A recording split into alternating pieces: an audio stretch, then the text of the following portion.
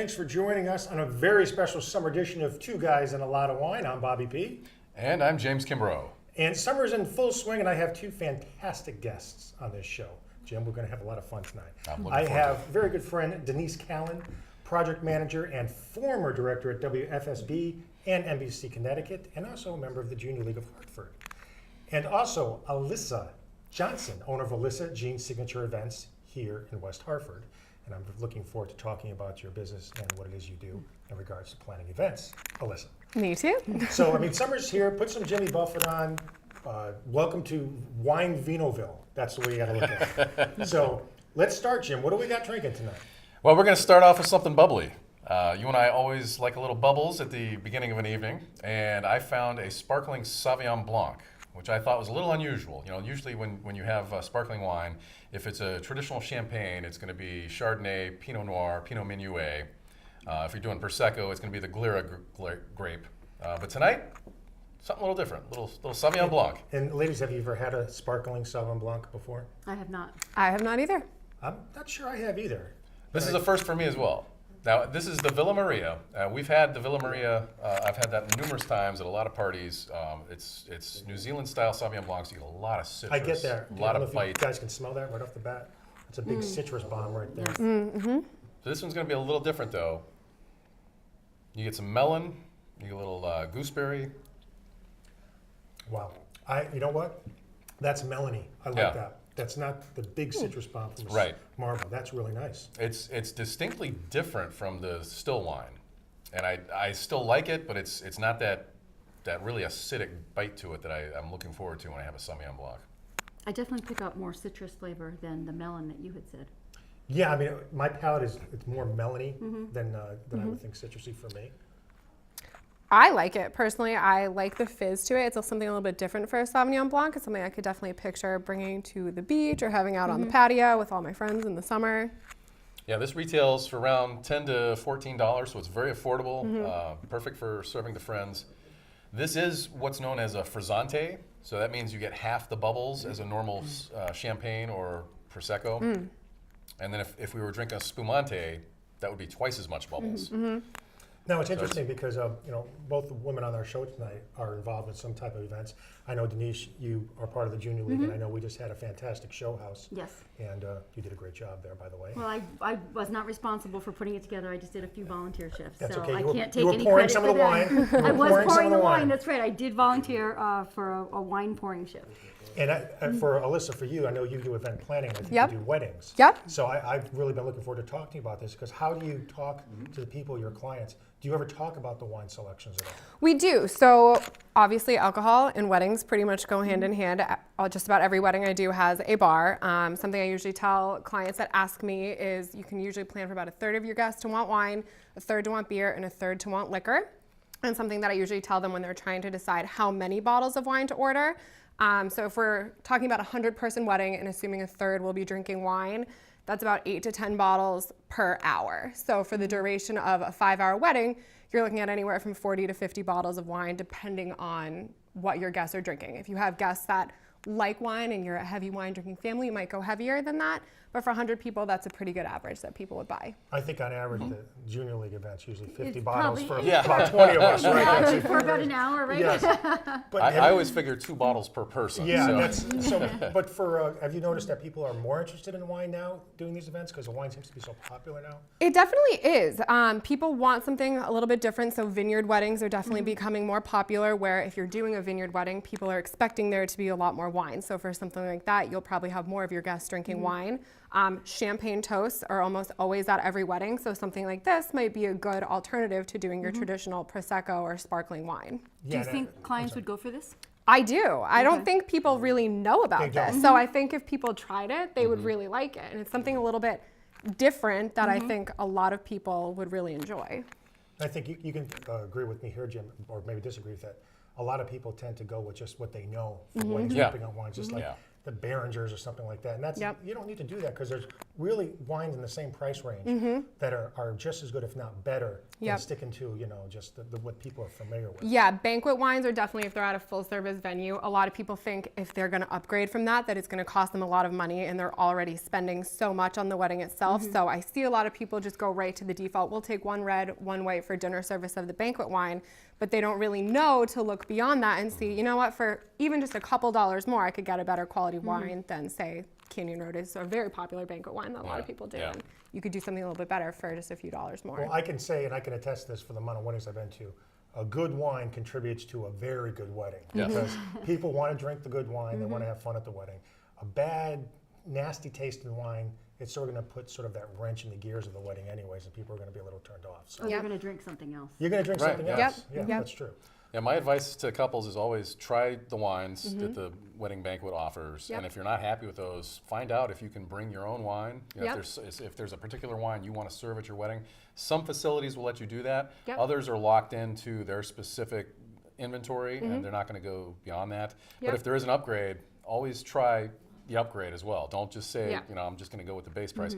Sample what they're offering. Yep, and most venues will offer what they call a grand tasting, where you'll try their food and their wine, and a lot of times they'll do pairings for you, so you can try everything out, see if you like their banquet wine, and then if you don't, they'll give you a list of suggestions of upgrades.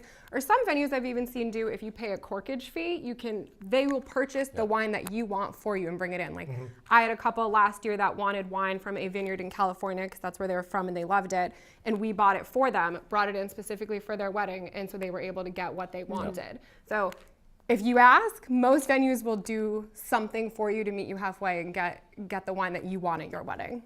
And Denise, for you, when you do the Junior League events or yourself, I know we've drank wine before. Did you have any part in picking out the wines, or who picked out the wines? I for this didn't. It year's? would be somebody else picked it out. Sometimes because we are a nonprofit, sometimes the wines are donated. Sometimes we might get a discount on them. Other times, we would buy them. I have not been involved in purchasing them, just pouring them. Just pouring them, Just which pouring was them. fantastic. So. Well, I'm going to give thumbs up to our first selection. Yeah, No I think this question. was good. No This was questions very asked. good. Yeah. So I'm going to reach over. Actually, can you reach that for me, Denise? Absolutely. So this is an interesting Sauvignon Blanc. It's been kind of controversial around the Bobby P household and with friends and family for the last few months. It's a California Sauv. And generally, most of the people I know like the Marlboro Sauvignon Blancs, that big citrusy bomb we just had. And California Sauvs tend to be a little on the drier and a little less citrus bomby. The Parker Brothers Sauvignon Blanc actually is one of Rachel Ray's favorite, which is where I heard of it. And I find it a little bit on the more mellow side, sort of like a Pinot Grigio kicked up a notch. So I hope, or I'm curious to see what you guys think of this one. It's a very yellowy. When you have a French Sauvignon Blanc, they tone down the citrus as well. Yes, that's true. But I don't think this is going to taste anything like a French Sauvignon Well, Blanc. we had this before the show, so I know what's in store for us. I found this to be a little more like a Chardonnay. It's got a really buttery characteristic to it. Oh, This one smells I was going to say, very even different, the doesn't smell it? smells a lot different from that first one. I know that was a bubbly, but it just smells much less And citrusy. when you Pretty said mild buttery scent. Chardonnay, it almost smells like a buttery Chardonnay Yeah, it as does. well. It does. I really do not get that at all, which is one of the few times Jim and I are really completely disagreeing on a wine.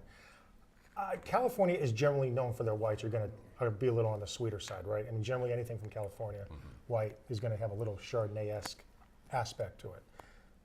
I don't get that, the buttery aspect. I think this is more like a mild Pinot Grigio that just turned up a little bit, volume-wise. So if you tasted this blind, I wouldn't have what guessed would it's you- a Sauvignon Blanc. Okay, I wouldn't either. No, I wouldn't guess it's a Sauvignon Blanc. It doesn't have the buttery Chardonnay taste. To me, it smelled it, but it doesn't taste like it. Yeah. Its bark is bigger than its bite. Yeah. How's that? Yes, okay, that's a good way to say it. But it's certainly, and the theme of this show is summer. This show is going to be airing, I think, in July and August or August. I mean, this is a summer wine. You can drink this pretty quickly, pretty easily. The alcohol content is relatively low. I think it's 12.5. And I think it benefits from being chilled. I don't think this would hold up a little if it was. No, this would This not one be I good. think would be better now if it was colder. Yeah. Yeah, and this has agree been with sitting you. out for about 20 minutes. I did bring it cold.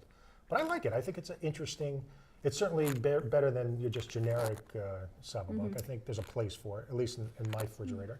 Maybe not your refrigerator, but I still like it. I agree with you that if I tasted this and didn't see the bottle, I don't know if I would have put this as a Sauvignon I'm not sure I Blanc. would have been able to identify what it was because I would have thought Yeah. maybe a Sauvignon Blanc, but I think I may have thought more Chardonnay. Is that because your palates are all, when you see Sauvignon Blanc, are geared towards that big citrus flavor? Yes. Yes. See, that's And the that's what power I of the mind like. again. Yeah. Yep. Well, and this is heavier too. It has more mouthfeel. It's thicker than most Sauvignon Blancs. Most Sauvignon Blancs are very viscous, and I found this had a lot more body to it, which is why I would have guessed Chardonnay, because the Chardonnay grape is a lot heavier and thicker in the mouth. It's not as crisp as a Sauvignon Blanc. No, it's Yeah, not. I agree. Yeah, you don't get the crispness. So how should I tell Rachel Ray her wine held up on two guys on a lot of lunch? So I tell Rachel Ray that it didn't hold up too well? Ask her what she normally drinks. I would tell her that on the spectrum of Sauvignon Blanc, it would be not what I was expecting. I like it, but I don't love it. That's fine. Now, like I said, do I love it as a Sauvignon Blanc? No. But is there a place for it, and especially in the summertime, when I usually drink rosés, Pinot Grigios, Sauvignon Blancs, which Jim and I both, we never really ever drank Chardonnays. I was going to bring one tonight. It was actually a California Chardonnay, but I said, no, I'm not going to do that. I'm going to go with the California Sauvignon Blanc. So it's still it's a very summer-esque. And I would argue you brought a Chardonnay anyway.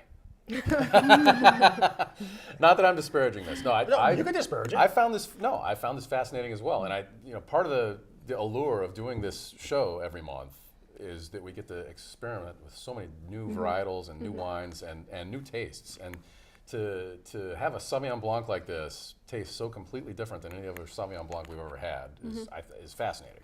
Well, that's part of the fun of drinking wine. Yeah. Yeah.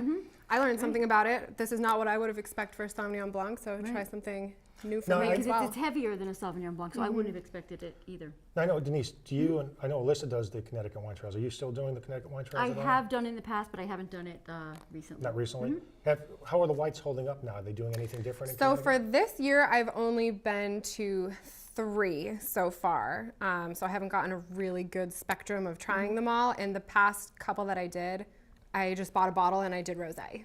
So I haven't tried the whites yet this year. Well, that's new. So Connecticut now has rosés. Yeah, Yes. that's new. That I- is That is new, I yeah. did the trail 6 or 7 years There were ago. no rosés. There were no rosés. Yep, Yeah. that's about when I was doing it, about 6 You have years to take ago. the Well, they're show so on the road. popular now too. To that try 'em. everybody- They've tried numerous times to get us to do that. It's just very difficult because, we all have real jobs. And this is a hobby, fun job for me. But they've asked us for a long time to try to take this on the road and do some of the vineyards. And Jim and I are very conflicted because a lot of the Connecticut wines really aren't true Connecticut wines because they import so many of the grapes. And Jim and I agree we're not going to pull any punches. If we think it's bad, we're going to say it's bad. Right. And that would probably offend a lot of the Connecticut vineyards. So But there's some very good Connecticut vineyards. There are. but most of the And good ones are.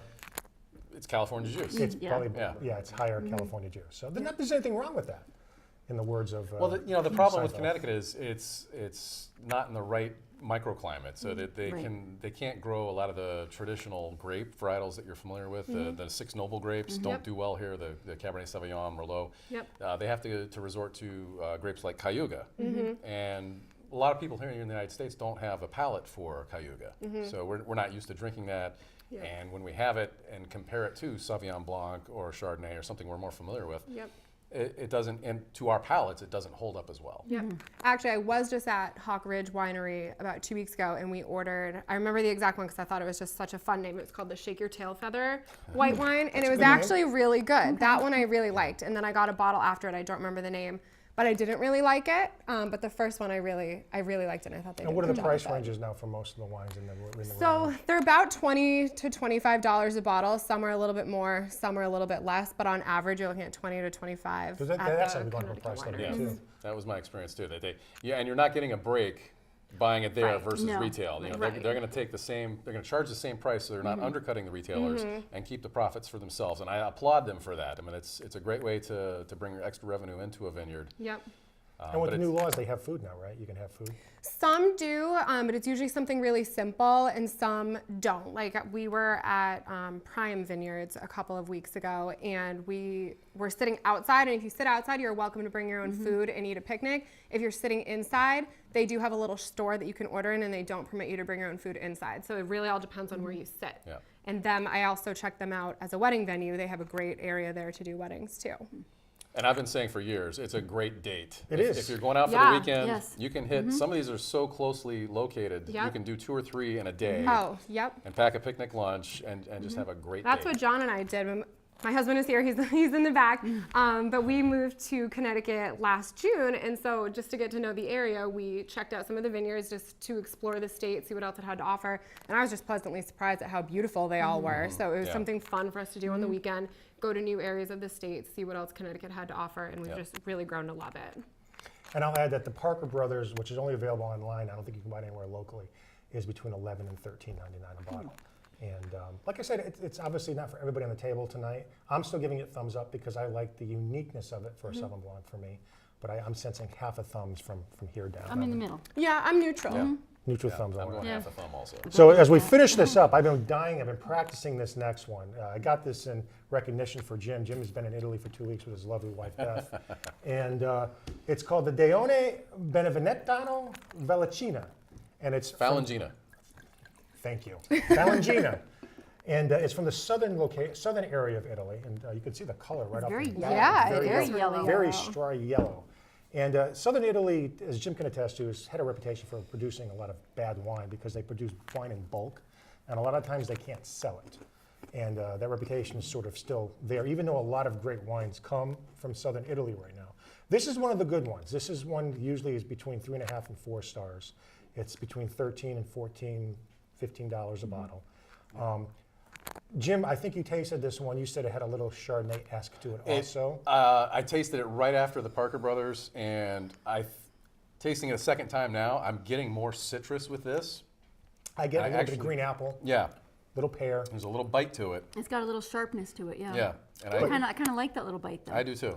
I prefer this. The bite kicks in after a second or two, doesn't it? It does. It does take a second or two. Now, this Yeah. to me is a summer wine. I mean, most Italian whites are easy, well, they are easy to drink anyways, but this has a little bit more character than a lot of Italian whites. I mean, I think this is perfect for like fish, or sitting on your patio or at the beach or something with a light. Got some cheeses and some, actually we have some wine-infused salami that we'll get to after the show, guys. And this is perfect for that type of food pairing. This is heavier than Pinot Grigio, which is the main grape varietal, white grape varietal that Italy is known for. And so I'm getting more body from this, more flavor from this. And like you were saying earlier, I think this is going to hold up to a meal like a fish meal, when Pinot Grigio really wouldn't work well with that. It's lighter, but has more flavor than the Sauvignon Blanc that we Yeah, just I tried. agree. Yep. And Alyssa, I can see your glass. I see really thick legs there. Yeah, hanging you down can the see Yeah. glass. Yep. Much so, hanging more down so the than the sides. Sauvignon Yeah. Blanc we had. It's not what I was expecting, and I've never had a Falangina before. I'd actually never even heard of it I've until we never walked into this room, and I was like, oh, Well, I'm glad actually- you pronounced it, Yeah, because I don't actually, know if that's I right. would know how to Alyssa, say you that. did not hear of it until Jim corrected it. What I said made no sense. So. Well, I was telling you before the show, Italy grows more grape varietals than anywhere else in the world. They Yep. grow over 400 different varietals. And Portugal is second on that list. Portugal grows over 250 different varietals. So you will, when you drink your way through Italy or through Portugal, you're going to come across all kinds of obscure grape varietals you've never heard of Yeah. before. And so it's really a pleasurable experience to come across something like this Falangina that you've never heard of before. And it tastes familiar, but distinctly different at the same time. Yeah. Because with that, since I've never heard of it, I didn't know what to expect. Me neither. Exactly. Yep. And And then through the when you- bottle, you actually can't tell what the color's even going to be. No, you can't. So you're- when you it's a see how surprise. yellow it is, it Yep. was really surprising. Yep. Yep. I actually didn't even know there were over 400 types of grapes. Yes, Oh, and that's there are fascinating. grape varietals that we have lost as well. Grape varietals that they know grew 1,000 years ago, a couple Yep. hundred years ago, and they died out, and we don't have records. We can't find anyone growing those anymore. And every once in a while, they'll come across someone growing 2 vines in their backyard in Yep. Italy, and they're like, "Oh my gosh, this varietal has survived." Yep. Wow, that's really interesting. I never got a chance to ask you earlier. Obviously you were in Italy for almost 2 weeks or 2 weeks. Did you bring back anything? I did not. We drank it all over there, but I did find a couple of real gems that I'm going to import back into the United States. What were your big stars on your trip? Did you have anything that you just kept going to day after day that you couldn't get enough of? Well, we spent about a week in Florence. And the great thing about Florence is you can get a Firenze card, which is a tourist card that lets you do all the tourist sites for one fixed price. And so that way you don't feel like you have to rush around, and you don't feel like you're getting nickel and dime to death every time you walk into a place. You're shelling out a couple more euros. You pay one price, and you get to see 82 different attractions in the city. So Wine every day, I'm assuming. and wine every day. I did 40 years of Chianti tasting. So I had a flight of 4 Chiantis. One was 5 years old, one was 10 years old, one was from 1988. and the oldest one was from 1977. Huge difference Wow. as you're going Big up. difference, Really? yeah, as you worked your way down those. That's why I hate you. You've been to the good drinking places. You've been to France, you've been to Italy, you've been to Spain. I've been to the weird regions. I've been to Germany, Hungary, Austria. They're not really as much known for their wine as Well, you. I'm jealous of you because one of my life goals is to go to the Mosel Valley in Germany and taste some Rieslings. You're a big Riesling guy. Yeah, Yeah, they that's make right. a lot of great Riesling there. So I'm going to give this one a thumbs up, even though I picked it out. I'm not biased. It's good. I like would it. give I like It's it. great summer thumbs up wine. also. Yeah. Well, see, I would I don't too. believe you because they're still I wine. know, I know. Well, Bob, I'm going to give this will a do. big thumbs up also. I love Falangina. We've had a Falangina on the show in the past, and they were both phenomenal, and I love this. Thank you for bringing it on. So what's the build-up for the Chook? I'm All not right, familiar with the Chook. This is another sparkling wine, and this is from Australia, and it's a sparkling Shiraz. I'm really So- excited to try this one. I brought 2 wines on the show tonight that are sparkling, that are unusual grape varietals for a sparkling wine. You don't normally see a sparkling Sauvignon Blanc, and you don't normally see a sparkling Shiraz. You do not. I didn't know sparkling Shiraz even existed either. So this is Well, brand I new to had me. this a couple of weeks ago, and it kind of reminded me of an Italian Lambrusco. Which are big now, by the way. Yeah, Lambruscos are making a huge comeback. We've had a couple of those on the show as well, and they're red wines from Italy that are sparkling. Those are typically a little sweet, though. This is not going to be as sweet. You're going to get a lot of fruit with this, but you're not going to get the high sugar content that you get with a Lambrusco. Smells It great. smells great, Yeah, it yeah. smells Yeah, really it's got good. a phenomenal nose. It's very heavy, very thick in the mouth. It is heavier, but the bubbles make it so it feels lighter. Yeah. So it doesn't have that thick, heavy feel to it.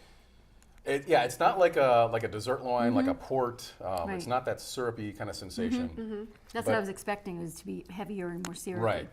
And I probably oversold the heaviness. I was thinking more in terms of every other sparkling wine you've ever had, which are light and fizzy and It definitely is very drinkable, easy Yes. easy drinking Yep. wine. When I first smelled it, I thought it smelled like plums. Like that was the scent that I got yeah, from it. you get a lot of plum When with you this. first poured it and it fizzed up, I Yeah. thought it was going to be a lot more bubbles to it, more like a champagne where Right. you would really feel it, but you don't really notice that it's bubbly. They die off kind of quickly, although I will admit, when I had the other bottle I tried last week, I had a full glass and I held it up to the light and I could see some bubbles when I held it up to the light. But just as don't you're see any drinking bubbles it, anymore. I have just a few like around Yeah. the top. You can't but- see the you bubbles, got to but get a they're there full when you glass. taste and it. It's, Yeah. it's not as much as you get from a champagne or from a cava or a prosecco, Right. but the bubbles are persistent. They do last for a while. Yeah. What's the alcohol content on that, I think roughly? that's 13%. That is 13.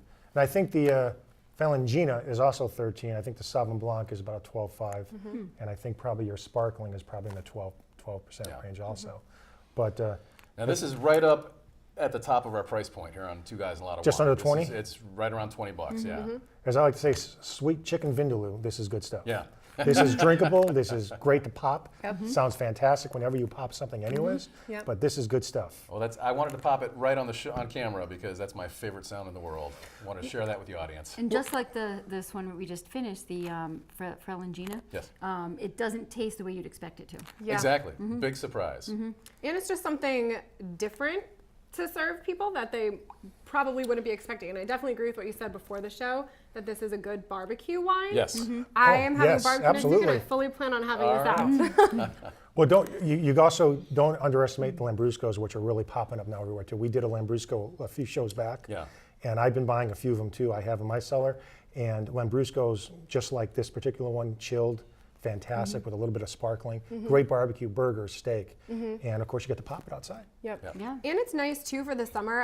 I personally prefer red wine, but in the summer I typically stay away from it. But this is something that I would actually drink in the summer. Yeah. It's That's a not, valid it's not point. as Light, heavy right.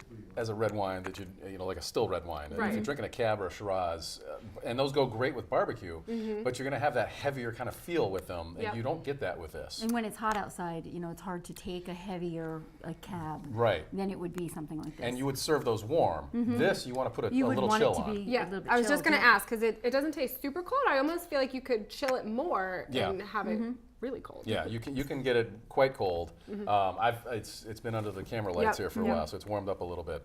But yeah, you can serve this very cold, and it's unlike traditional still red wines.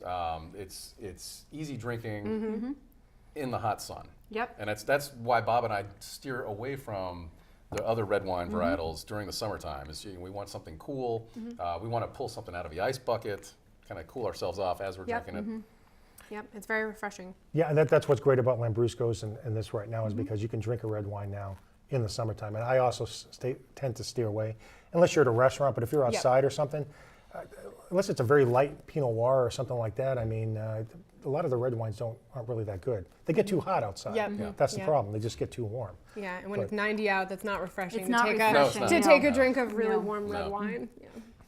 Well, Jim, thumbs up. Thumbs up. You know me. I think it's a two thumbs up think for that's a me. two thumbs Yeah, up. Yeah, I this is a two agree. thumbs up. This is my favorite that Thank we've you. tried so far. Thank you very much. So as we're finishing up, Alyssa, I want to ask you, is there a web page that people can go to for your site that they want to Yes, look you up? yep. So my website is www.alyssajeansignatureevents.com, and then I'm also on Facebook and Instagram. I love Instagram, so to get an idea of the work that I do, you can just go right onto my Instagram page, which is Alyssa Jean Events, and see all pictures from weddings I've done or just daily wedding inspiration. And how long have you been doing that?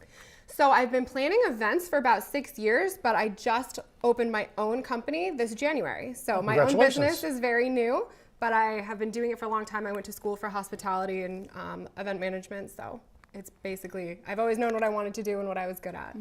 And do you like living here in West Hartford? I mean, how I could you do. not?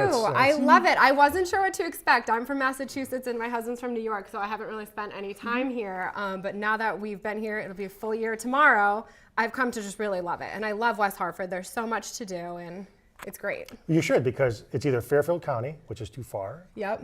or there's West Hartford. And it's so centrally And- located that for all of my clients that book me for the state, I pretty much say I'll go anywhere within Connecticut because everything's within a 90-minute drive. Yep.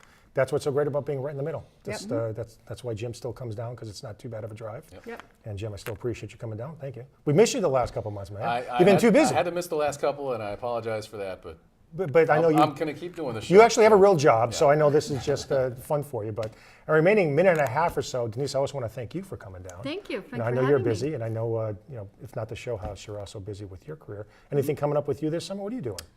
I haven't totally decided. I'm trying to come up with some vacation plans. Might be going to Italy in the fall. Oh, wow, another Italy person. Yeah, I know. I'm very jealous. Not Everybody's- definite yet, but last year I went to Africa in the summer. That's so right, that I heard about amazing, that. yeah. That was And phenomenal. we did try a couple wines, but we were not in South Africa, so we didn't have really good wines. We were in East Africa, so I wouldn't recommend anything that you find there. Yeah, there's no East African No, wines there in the is wine not. store. I No. haven't seen Good any one, no. East No, African I'm wine sure they section. don't sell them outside of the one little area we were in. Yeah. And For Jim, good reason. and what about you, my man? What do you got coming up this summer? Portugal.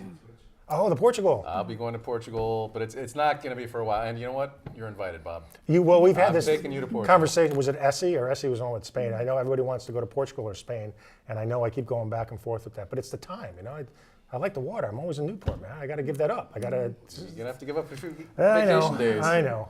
Well, I want to thank everybody for coming on the show tonight. Jim, for coming down from Boston. Alyssa, thank you for sharing your stories and your business. Thanks for having me. here. It's always great to promote local business here in West Hartford.